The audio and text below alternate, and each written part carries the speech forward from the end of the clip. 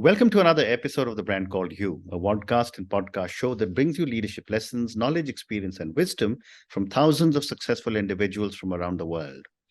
I'm your host, Ashutosh Garg, and today I'm delighted to welcome a very, very accomplished professional from Sydney, Australia, Lee Ussher. Lee, welcome to the show. Hi, Ash. How are you? Lee is a corporate and leadership branding strategist. She is the owner of BuzzWeb Media. She's the founder of Women with Wit.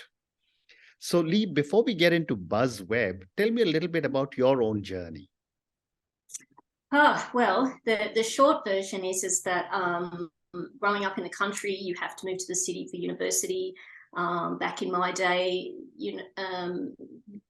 careers for women were very much encouraged to do that traditional path of what works when you're having children and you're married. So teaching, nursing, things like that were really the avenues.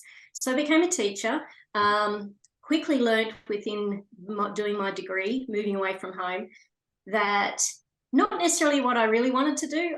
Being in four walls 5 days a week with 30 children was not necessarily how I just didn't inspire my mind so much. I love to be around conversations of curiosity. And so looking back on that journey, I know that I had that entrepreneurial blood from the beginning to live on the edge of curious. So is what I call it, so why can't we do this? It's not about the problem, it's about finding a solution. So I quickly found myself in senior roles where tech became a thing in schools a lot more. A lot of the teachers weren't interested. It freaked them out to change, and I just adopted it, moved it into the classrooms, worked with the kids, and so that led me to another space of technology a little bit, where I quickly realized, the hamster on the wheel of resources for children in schools, particularly in special education, after doing my postgraduate. So I went into curriculum development and child psychology. So the idea is that, well, we need these resources now. They need to be more nimble, and rather than the 6 weeks being distributed from the UK or the US as games and things. So I challenged my husband back in the early 90s and said, I need an e-commerce site of downloadable resources that are very print quality at a super cheap price. And so he built a site today that is still functioning as a bit of a side revenue on Facebook. It has over 60,000 followers. It's evolved into the New Zealand and Australian market. We did try to keep the language around our own, the spelling of the resources and everything. So there are American buyers, but obviously they have to adapt them a little bit. And it just made it better quality of resources that kids were using at that early literacy level, that were more affordable for usually that socioeconomic group that can't afford those expensive resources that their kids need. And then from there, Facebook obviously had evolved. When I first, it was like you sort of think, well, now that I've built this, where do I market it? And that's how I ended up in social media. Back in 2009, I then evolved that brand because Facebook evolved as well, which was from teacher to social media consultant, small business supporter. There was a lot of businesses evolving as business pages grew. So Facebook didn't have the resources and the backup of support that they had. So there was a bit of a Quora type forum, and I was in there being tagged all the time. So I evolved a brand away from my teaching and the resource website into a consultant. And from there it evolved in the last, more than now 15 years nearly. So we started to teach and share, and then the government picked me up and started to work with some of the businesses. Once it's sort of, you realise that, well, I can't get my 13-year-old to look after my Facebook business page anymore. It's a bit more serious than that. So started doing some course material. Full circle teaching came into play there again. And so then it just went from there. And as I tried to find agencies and staff that could then help businesses manage, because there's only one of me and I was more focused on the training and supporting in a consulting or strategy kind of way, the funnel marketing, the opt-ins and all that sort of stuff. We quickly learned that became the hamster on the wheel in our business, referring them to people. They then get their books full because they're really good at what they did. So then they weren't taking more clients. So we then started to evolve BuzzWeb Media, and it's been running for 13 years. And its core team is in the Philippines, but we have like project managers here as well. Yeah, fascinating. And you know, at BuzzWeb Media, you talk about support. You're a strategist for corporate and leadership branding. Let me start by asking you, what goes into building a successful brand? I knew you were going to ask me that question. I feel for me that there's two aspects to building a brand, and that is whether it is a company brand or a personal brand, because of course the leaders that we look after become authors and speakers, and like yourself end up on TEDx and involved in all sorts of entrepreneurial thought leadership spaces, Harvard scholars and whatnot. So it's not, so one element I see is that you can establish the foundations of your brand in terms of the messaging and sort of those colors and the fonts and everything else that goes along with that foundation to attract the audience that you're looking for or wanting to talk to and resonate with. But the other part of branding is actually that what you don't always have control of, and that is the interpretation or the perspective that your world around you has of you. And that's your reputation. So, and I don't know whether, the old saying, Jim Rohn, you can take 20 years to build a reputation and 5 minutes to lose it. So I think in the world of social media and digital, where there is such a strong digital footprint, nobody forgets anything. or at least if they forget it, they can find it when they go into researching who you are. Yeah. So there is an element of authenticity around your branding that as a company or yourself, is that we all are human. We do make mistakes. We advertise in the wrong spaces. We don't control, who our brand ambassadors or influencers that might be selling our products or whatever. But you can admit when you make those mistakes, and how you deal with those is actually probably more about building the brand loyalty of customers than anything else, because they are watching and seeing how you respond to those kind of situations more so than what your product or service or quality is. Very interesting. Yeah. And, when you talk brands, whether it's a corporate brand or a personal brand, and you've been, involved with the website and Facebook marketing and so many different things for quite a while, one of the things that a lot of people struggle with as individuals or as brands is the digital world. How can brands succeed in the digital world? It's just happening too fast. Well, I said it earlier, and I think one of the things that you and I both know very well in terms of building businesses, starting up and even exit strategies is to keep it nimble, is to be around those like-minded people that have the creative ideas to keep evolving it, because it does move so fast. For me, it's that if you think of you build a website and a social media presence and that's all you have to do for the next 5 years, that's like drinking stagnant water. Correct. It's not healthy and it's not attractive. So, to keep growing, you have to keep moving and keep evolving. And so I feel that the best way to not burn out is to have those like-minded people around you that get your branding, understand, and will give you honest feedback as to when they think this needs tweaking, or I think you should be saying that better. And, now that we have OpenAI, you can throw all your copy into ChatGPT and it'll rewrite it for you at any time you want. Absolutely. OpenAI is such a big game changer. My goodness. It is, isn't it? Coming back to... Sorry, go ahead, please. No, I was actually going to say I had to play with it myself. I've got a few speaking appointments coming up, and I thought, you know what? Let's put my bio in there and see what it spins out at me. So, yeah. It works beautifully. My 35-year-old son who lives in the US, I asked ChatGPT to write a poem for his 35th birthday last week. Oh, yeah. And it turned out such a beautiful poem. I actually had to tell him later. He said, I know you write books, but I didn't know you could write poems. I said, no, this is cheating with ChatGPT. but it's brilliant.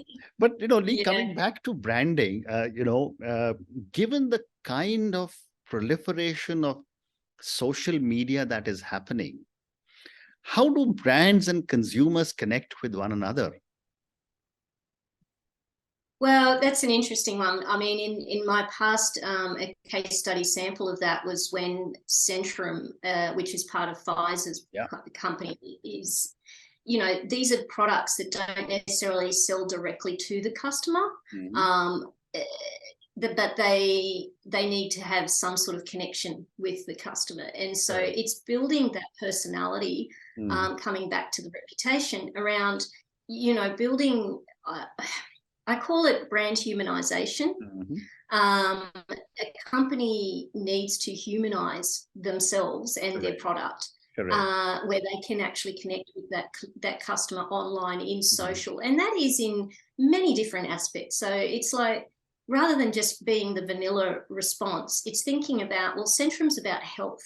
So it's not just in the imagery that they're sharing. It could be in some of the memes that they share. It could be in some of the emojis that they respond back to. Of kind of, you don't use the cake, you might use a vitamin pill or something like that. Like it's just little subtle things that actually kind of add to the experience for the customer when they're viewing your marketing of your latest products, or this summer's vitamin blend or new multivitamin that's come out. Things like that can make a big difference because they feel like there's some bit of fun in it, and that's what social is. I think people sometimes forget the social aspect and focus more on the media in the traditional sense, and there's a reason that word social comes first, and the reason that network became so explosive in connecting directly with customers. Thank you. Great response. The other aspect of branding, Lee, is the communication. And I know that, I'm from the boomers generation, but, when I was young in marketing, we'd have, 30-second, 45-second, 1-minute films. We'd had big billboards. We'd had full-page ads. Now we are expected to communicate in 10 seconds. I'd love to get your perspective on how are brands coping with such small time frames for communicating their attributes? Really clever content, and you and I both know that can sometimes be a hit and miss, and it takes a lot of experience. And I do feel that one of the things around creative content and clever content is simple is sophisticated. I think it has the most impact when it's too busy visually. It's too hard to absorb. There's that one element, but so in communicating, often I have a 3E philosophy, and whether it's social, digital, your blogs, your media clips or anything, you need to stick to that. Is it engaging? Is it educating? And is it entertaining? So it's the 3 E's that I call it, and your content needs to fit within those elements, and it needs to it doesn't have to always be all three, but it needs to be an element of those. And in your communications, whether email marketing or what, mixing it up, because if it becomes same, it becomes so vanilla. We even get bored. I mean, they say marketers get bored with their content before the readers do, and that's because we're so used to, we can get caught in the grind. But I think it's also understanding, coming back and looking at what it is you're wanting to communicate. So you can get caught up in that whole, I need to deliver for engagement. I need to get those likes. I need to get those shares. I need to get the open rate.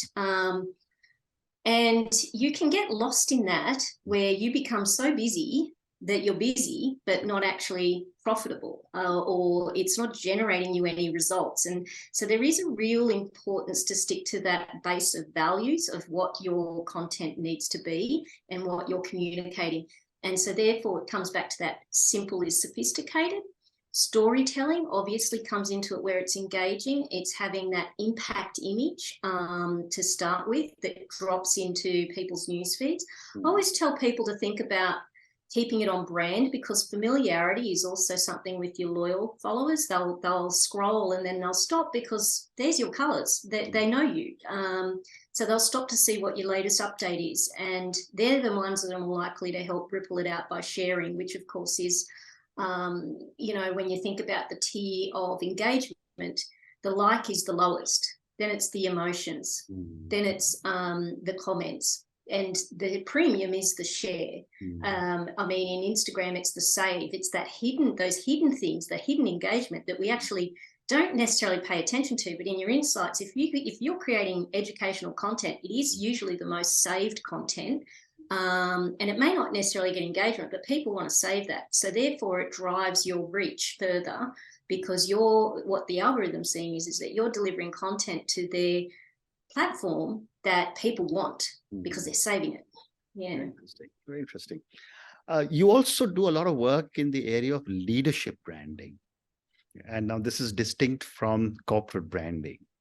I'd love to get your thoughts on what goes into leadership branding. And as you said a few minutes ago, that a personal brand one small mistake and it can be destroyed. What goes into building an individual's brand or a leadership brand? Well, and it is about that reputation. Building a leadership brand is being authentic, not only to the message, but your passion of what you're talking about, because then it becomes burnout, or you feel the fake it. People will read through it, whether you know, I mean, my background is teaching, not marketing, and yet with the evolution I've always lived on that curious edge of learning, and so then that's made me. It's been so easy for me to share what I'm learning as I'm learning it. So that then attracts the following that I have and the work that I do, because it's not hard for me to be in that space. So what I did for myself is what I've been teaching those clients of mine that wanted to be in that thought leadership space. So predominantly my, you know, I'm working more so with your business and your corporate, obviously, because of the companies I've worked with, but usually it's coaches that want to take it to that next level. They want to have the series of books like yourself. They want to be on the TEDx. They want to be on and their goal is to become, you know, clean-skinned, their books to be so popular that Harvard wants to put them in their list of library, you know. So that's usually the goal. And that's where you have a 3-year plan for that. And that's the type of clients that I tend to attract in that thought leadership space. So it comes back to them being authentic. And that means that, you know, being very human, again, and knowing when you've made that mistake, knowing when you've changed your perspective on things. That's a big one, because, of course, as you know, with the evolution of trends and concepts and theories and even ChatGPT, as we mentioned before, you can have a stance on something, but as it evolves, you sort of go, you know what, I need to change my mind about that. I have a different concept now, you know, and you have to share that. You can't just stay in a space because this is the way you've always told it and this is what your first book was. The evolution of you getting to your 6th book, of course your mind has changed. And that's important, that they take those people that they got on them with them on the journey. I think someone I love to read is Seth Godin. The evolution of his brand, and you can read it through his books from the beginning. You know, The Purple Cow is a very basic branding book, but now that his last one a few years ago, you know, You Are Marketing, talks about with this evolution of social media and digital, and you don't separate. Business is not separate from your personal life anymore. Even at the recruitment level, companies will search you and your digital footprint online to see if you are the right reputation for their business in that role. So, yeah. Well said. Let me now move, Lee, to Women with Wit. Tell me a little bit about this venture that you have founded. Well, it is a venture. I mean, it's, you know, once I completed doing the special ed resources and put that all up, and it's been evolving, and I've got one of my assistants looking after that, and I check over things. I found here, particularly in Australia at the time, and this is going back in 2013 when I started Women with Wit, that like you, it's all about the reading. It's all about the learning. If you don't have at least one book on the go, and sometimes I have 2 or 3, I mean, not all in business professional learning, but, you know, something that's I feel that reading crime for me is just as creative as thinking about the strategy behind things as much as reading a regular book. You know, some people love fantasy for that reason too. So I just didn't see that in the women world of as we were evolving, because back then in 2013 there was a volume of women networks growing, women wanting to connect together and have conversations. And I mean, we're very natural community people, you know, we love that anyway. The organisers within families of the hub of family, you know, the cooking, the reunions, the social events, usually is the females that have organised it. So taking that to a leadership and you know, there was women that were writing books, that were doing podcasts and blogging and stuff like that. And it was like, where are they in the normal mainstream media? They were nowhere. The only thing what we really had coming to us was like 5 tips on how to dress successfully. You know, that's about the best of it. Or, you know, what's the makeup that will last 24 hours from your day to your night, you know? And it's like, this is not growing my mind. So that's where it evolved from. And I started it as just social media accounts to share the blogs and the podcasts and that I was finding and bookmarking to enjoy reading. And, you know, we are now 10 years down the track, and I have probably in the back end created 2 to 3 different websites that is still evolving, because it is a venture. It's like I've never actually evolved it to the business. I want to create it as a media website where this becomes where they can contribute to it, as opposed to me just having my staff find this stuff that I'm reading and sharing with them on social media. So that's my evolution, and I've set the goal to get it done this year. So putting it out here on your interview makes me very accountable to that. Okay. So, I look forward to seeing much more of Women with Wit. But I've time for one more question. I have to now that. Yeah, go ahead, please. No, I was just going to say I have to. I mean, the community now is demanding it from me. Do you know what I mean? Like, they're sending messages, you know, how you know, can you share? Like, I don't have to find it, and they're wanting to the evolve of like, you know, can you help me promote my next book, things like that. So I can see how I can help this, and it's grown to nearly 10,000 on Instagram alone. It's 6,000 on Twitter, all organic. None of it has been through advertising. So I never start a venture putting money into it. It's just time. So I agree. Very sensible.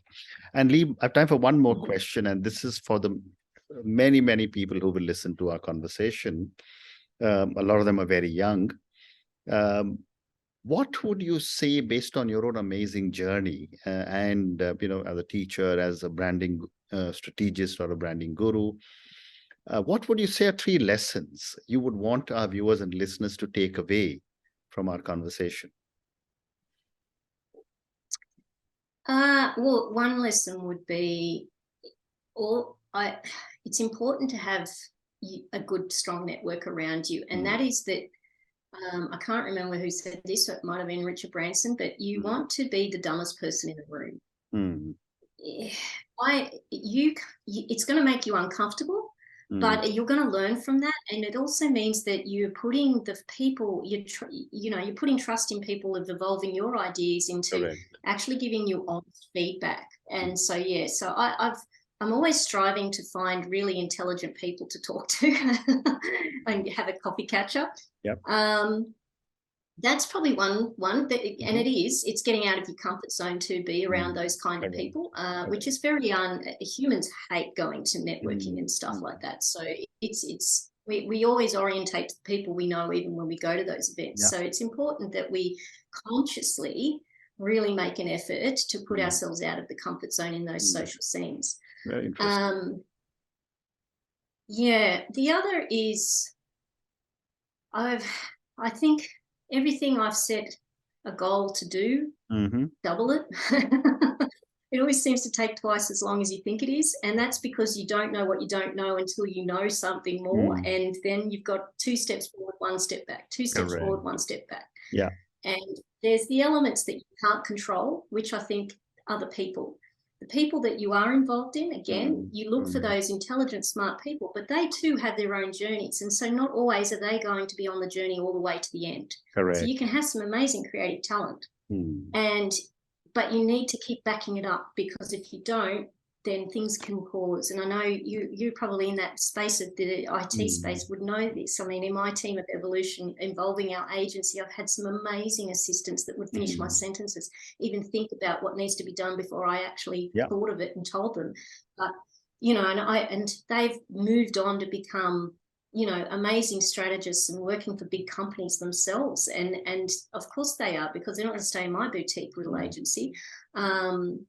So, you know, it's continually feeding with those people. So, very interesting. yeah, 2 steps very forward, double it. Great response. And on that note, Lee, and your 3 amazing response lessons, which is, you know, build a very, very strong network. And I loved your comment, be the dullest person in the room. Second, you said was get out of your comfort zone. It is so important. And the third one is whatever your goals are, double the time, because there are so many different variables. Thank you so much for speaking to me about your journey, Lee. Thank you for talking to me about all the work that you did in education, about how you built BuzzWeb Media, about branding. And finally, thank you for talking to me about women with wit. And I'm sure women with wit is going to be something to watch out for as you now redouble your energy to be able to do something different with it. Thank you again, and good luck. Thank you for listening to the Brand Called You videocast and podcast, a platform that brings you knowledge, experience, and wisdom of hundreds of successful individuals from around the world. Do visit our website, www.tbcy.in, to watch and listen to the stories of many more individuals. You can also follow us on YouTube, Facebook, Instagram, and Twitter. Just search for the Brand Called You.